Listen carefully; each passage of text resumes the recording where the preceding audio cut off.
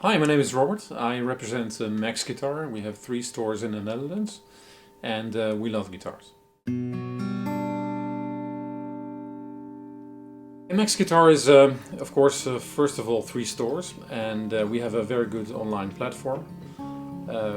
We believe in a brick and mortar and online combination because I think nowadays the one cannot really survive without the other. I mean, if you have a very good online presence, that's all good and well, but if you want to sell real stuff like more upmarket guitars, I think people need access to them, and that's what we provide. What kind of brands do you work with? What are the large brands here? Well, we call it the Big Five. I mean, that's 80% of our turnover is Gibson, Fender, Martin, Eastman, and Taylor. And then we have a sort of a mix of our own imports like Tool Rock, Tone King, Fano, the Victoria amps, Chapman guitars. That's totally new. Victory amps, totally new. So a lot of these, let's say, brands that are somewhat special. So not just the run-of-the-mill guitars. Like, of course, we do sell Fender, cheap and the more high-end stuff, as you will see in the videos that we're going to show you. But we are more dedicated to the high-end section of the market, and but we also do Nick Huber and a lot of nice brands that have something that makes playing guitar very sexy. Do you see the boutique market as a bigger future market of the whole guitar market? Well, yes and no. Of course, the number of guitars sold worldwide is declining. But at the same time, the last 10 to 15 years, the boutique market has soared because people want something special. They want something that is different from what everybody else has, and we try to provide that. All right. What about vintage section? Is that something you did more? Yeah, we do a fair amount of vintage, not so much as some.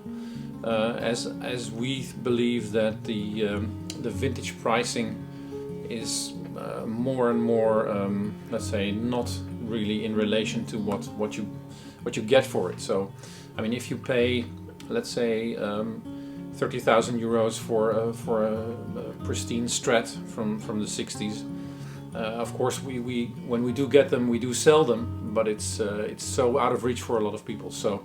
Let's say we sell a lot of custom shop Fenders because we are also the biggest dealer in the Benelux for that, and they are still not cheap, but they provide really a very good value for money. I mean, it's between 2,500 and let's say 4,000. That is the major group, the major section that sells well, and of course you have the extraordinary one-off master builds.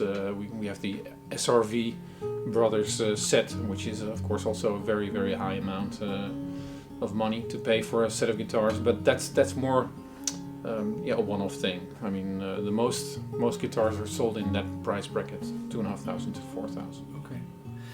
There's something that I've been thinking about because Fender and Gibson seems to make more and more replicas of certain instruments that were known from the different periods before.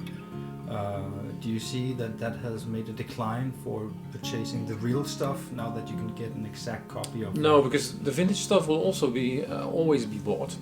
The only thing is it's become more exclusive because prices have soared so high. As I said, let's say in the 1980s and 90s, we could buy a 63 Strat for about 5,000 guilders, which would now be about 2,500 euros. And of course, these prices have become about tenfold that. So it's not really. Of course, it's a lot of money for and it's still a good instrument, but the amount of people who can afford that are rather limited. Mm-hmm. I mean, the number is rather limited. Okay, thank you, Vintage and Rare, for this opportunity. You were welcome here in Scheveningen at our lovely store and cafe.